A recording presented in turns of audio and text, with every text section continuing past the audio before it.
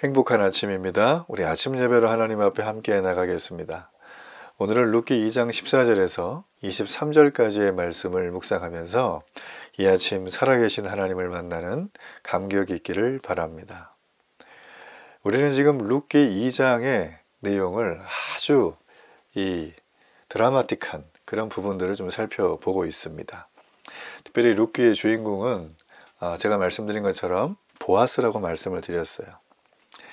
이 보아스란 사람이 도대체 어떻게 묘사가 되고 있는가?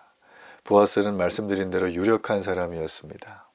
그리고 보아스는 자신이 부리고 있는 직원들, 종들 이런 사람에게 굉장히 간대한 사람이고 그들의 형편 하나하나를 전부 다 알았던 사람이고 아주 자상한 사람이었어요. 그래서 사환에게 이렇게 못 보던 여인이 있는데 저 여인이 누구냐고 물어볼 만큼 이 보아스는 이 함께하는 사람들의 신상을 다 알고 있었습니다. 뿐만 아니라 보아스라는 사람은 그 지역의 유지라면 굳이 사실 이 볼이 타작하는 이 굉장히 먼지 많고 태양 펴지고 힘든 이곳의 현장에 나타날 필요가 없죠. 관리 감독을 한다면 와가지고 쓱 보면서 지나가면 되죠. 그러나 그는 관리 감독을 하러 온 게 아니라 일꾼들이 뭐 필요한 게 없을까? 일의 효율성을 좀 더 높이는 방법은 없을까? 일꾼들이 일하는 환경이 좋고 그들의 대우가 적정한가? 이걸 살피기 위해서 온 거예요. 그리고 하나님의 은혜가 너희와 함께 한다고 인사를 하니까 그분들도 그렇게 인사를 주고받는 장면. 저는 이 보아스를 보면서 참 여러 생각을 하게 되어지거든요. 단순히 주종관계를 넘어서 굉장히 따스한 인간관계를 요즘 시대에도 맺지 못하는 그런 이 주인과 일꾼, 그죠?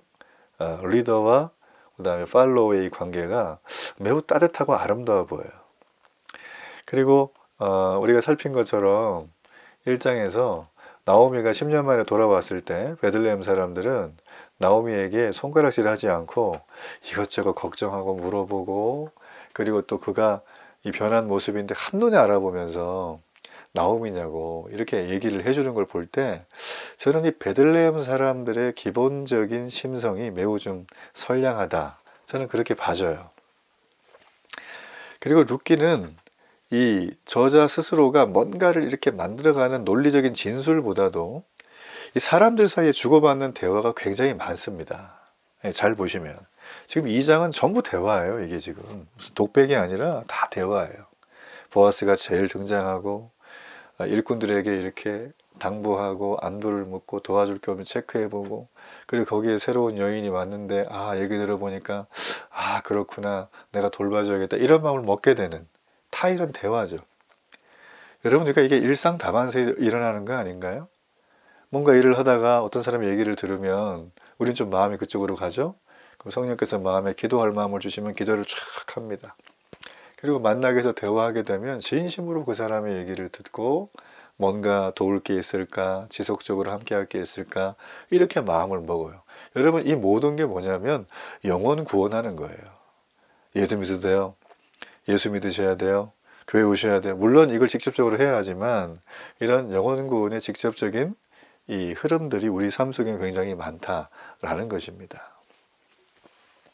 그래서 이 룻기를 보게 되면 하나님이 역사하셨다는 직접적인 진술은 거의 하질 않아요. 오히려 어떤 일이 우연히 일어난 것처럼 기록을 합니다. 그러나 이 모든 걸 쭉 읽게 되면 읽는 모든 독자들은 이렇게 생각해요.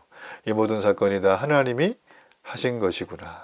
우리가 어제 살핀 것처럼 이 보아스는 떠돌이 이삭 줍는 정도의 수준이었던 룻을 한 방에 안정된 직장 생활을 할 수 있도록 길을 열어준 사람이죠. 그러니까 룻은 이 보아스가 자기에게 평생의 은인이 될 수 있어요.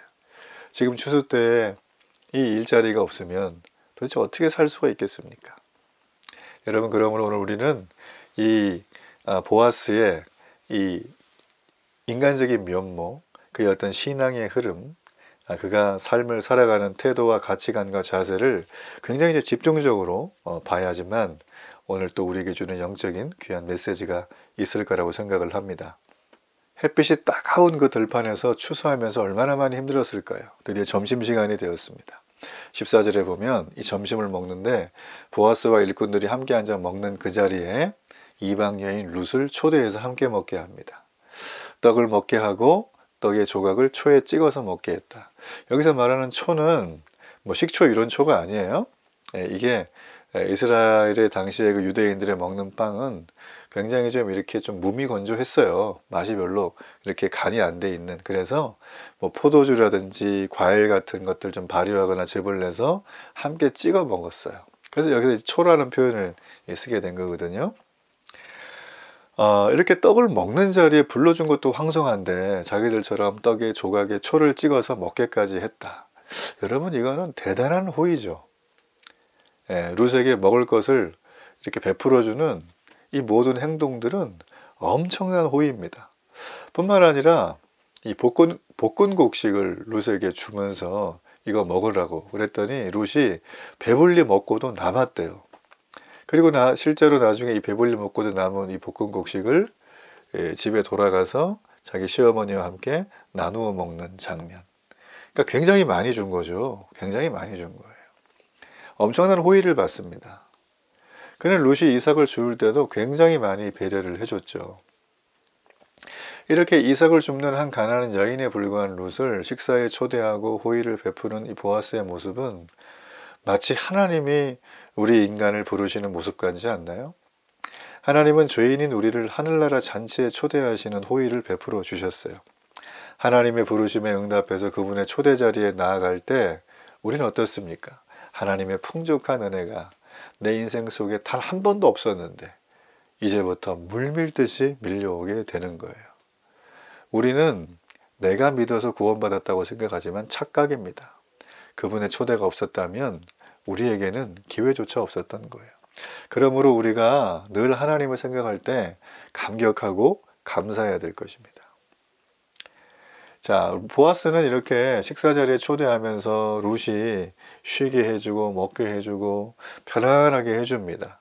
여기까지만 해줘도 엄청난 호의를 베푼 건데요. 또 호의를 베풀어줘요. 19절에 보시면 룻이 누구에게 이르는지를 시어머니에게 알게 하고 이르되 오늘 일하게 한 사람은 보아스니이다. 이렇게 말을 해줍니다. 지금 가만히 지금 룻이 하는 얘기를 이렇게 곰곰이 생각을 해보면 룻은 저녁까지 곡식을 굉장히 많이 주었어요. 그리고 말한 것처럼 볶은 곡식을 점심 때 줬는데 얼마나 많이 줬는지 이게 남았어요. 그래서 시어머니랑 같이 먹어요. 그리고 이 보아스는 떨어지는 이상만 줍게 하는 게 아무래도 룻한테는 좀 많이 부족할 수 있잖아요, 양이. 그래서 일부러 그 일꾼들에게, 남자 소년들에게 이 보리를 떨어뜨리라 그랬어요. 보리집을 떨어뜨려 가지고 룻이 더 많이 줄 수 있도록. 그래 가지고 나중에 이제 정산을 해보니까 하루 끝나고 한 에바를 이렇게 주었다 그랬어요. 룻이 이삭을 주어서. 이게 몇 킬로냐면 약 한 15킬로에서 27킬로쯤 되는 겁니다. 그러니까 여러분 80킬로 쌀 한 가마니 거의 4분의 1 정도 되는 수준이에요. 이게 뭐 탈곡을 했을 때는 얼마 안 되겠지만 탈곡하는 사람들한텐 이삭을 주어서 그 정도를 주었다는 건 온종일 일했다는 것이고 굉장히 많이 양이 많은 거죠. 아마 그들은 그걸 가지고 가서 며칠은 충분하게 먹었을 겁니다. 그리고 이런 도움과 베품을 통해서 이 추수 기간에 나오미와 룻은 굉장히 외롭고 삶이 막막한 시절이었는데 생명과 같은 곡식을 얻을 수 있는 너무나 좋은 기회가 되었던 것이죠. 이렇게 보아스는 룻을 계속 돌보아줘요. 그녀가 배불리 먹을 수 있도록 계속 그녀를 물심양면으로 자기가 할 수 있는 방법을 다 동원해서 도와줍니다. 여러분, 우리가 이 보아스의 모습을 통해서 우리가 생각나는 분이 계시죠. 바로 하나님의 세심한 사랑입니다.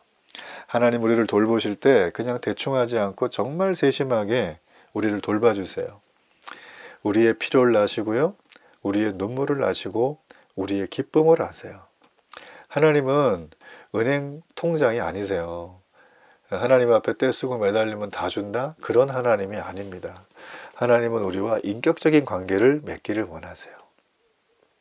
보아스가 룻에게 일방적으로 해주는 것 같지만 우리 살폈죠, 어저께. 이 룻의 얘기를 보아스가 자기 직원한테 다 들었어요. 들어보니까 얘는 인성이 별로야. 그랬으면 아마 이런 일이 만들어지지 않았을 겁니다. 그런데 룻의 그 믿음의 신앙의 절개, 어머니에 대한 효성, 삶에 대한 집중력과 애착, 의지, 수고, 하루를 대하는 태도, 이런 것들을 보아스는 듣자마자 캐치하고 저 여인이 지금 위기 속에 있지만 도와야겠다. 저 가정을 돌봐줘야겠다. 그런 마음을 먹은 거예요. 여러분, 하나님은 우리를 그렇게 도와가십니다. 우리를 세심하게 이끌어 가시는 거예요. 능력 많으신 하나님은 우리를 보호하실 뿐만 아니라 우리에게 기대 이상으로 풍족하게 채우시는 하나님이십니다. 우리를 구원하기 위해서 생명도 아끼지 않으셨던 주님의 십자가 사랑은 바로 하나님의 세심한 은혜의 결정체입니다. 자, 이렇게 룻이 나오미에게 보아스의 돌봄에 대해서 전부 다 고해줬어요. 그랬더니 나오미는 드디어 얘기를 해줍니다. 자기 며느리에게 얘기를 한번 들어봐라. 지금 네가 이 보아스를 만나고 왔는데 그는 우리의 기업 물을 자 중에 하나다. 이렇게 얘기를 합니다. 20절에.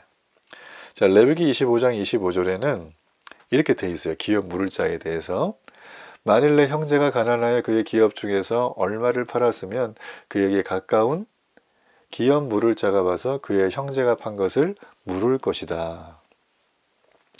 지금 이 나오미는 바로 보아스, 네가 만난 그 사람이, 너를 돌봐주고 너에게 은혜를 베푼 그 사람이 바로 엘리멜렉의 기업을 물을 자였다는 것을 알려주는 거예요. 즉 지금 너의 가문, 룻의 가문을 다시 일으켜 세울 수 있는 유력한 사람 중에 한 명이다. 나오미의 가정은 이 말을 듣고 희망이 생기죠. 하나님은 아무런 희망이 없던 이 이방 여인 룻에게 보아스를 만나게 하시고 심지어는 그의 무너져 있는 가문과 기업까지 일으켜 세울 수 있도록 지금 보장해주고 계시는 거예요. 하나님은 희망 없이 살아가야 했던 죄인들에게 하나님은 우리를 그분의 나라에 초대해 주시고 돌보아 주십니다. 그리고 영원한 상속자로 살아갈 수 있도록 지금도 하나님은 우리를 함께 해주십니다. 우리는 이러한 하나님의 놀라운 은혜를 기억해야 되겠죠. 그리고 그분께 모든 것을 온전히 맡겨야 되겠죠. 그리고 하나님이 허락하시니 놀라운 풍성함들을 날마다 찬미하며 기뻐하며 살아가야 될 것입니다. 우리의 기도의 첫 번째는 하나님 못 살겠어요가 아니라 하나님 감사해요. 하나님 감사해요. 땡큐 가드를 하나님 앞에 늘 드리는 신앙. 여러분, 이것이 우리가 은혜 받은 자의 진정한 모습입니다. 오늘도 이 은혜로 승리하며 나가는 하루가 되기를 간절히 바랍니다. 우리 결단의 기도를 하나님 앞에 드리겠습니다. 사랑하는 하나님, 오늘도 예수 그리스도께서 보아스처럼 우리에게 오셨군요. 우리를 식사의 자리에 초대해 주시고 우리가 그 이삭을 많이 줄 수 있도록 돌보아 주시고 심지어는 무너져 있는 우리의 가문까지 기업 물을 자가 되시는 주님, 오늘도 놀라운 주님의 은혜를 찬양합니다. 주님 앞에 날마다 감사하며 기뻐하며 걸어가는 은혜가 넘치는 하루 되게 하여 주옵소서. 예수님의 이름으로 기도합니다. 아멘.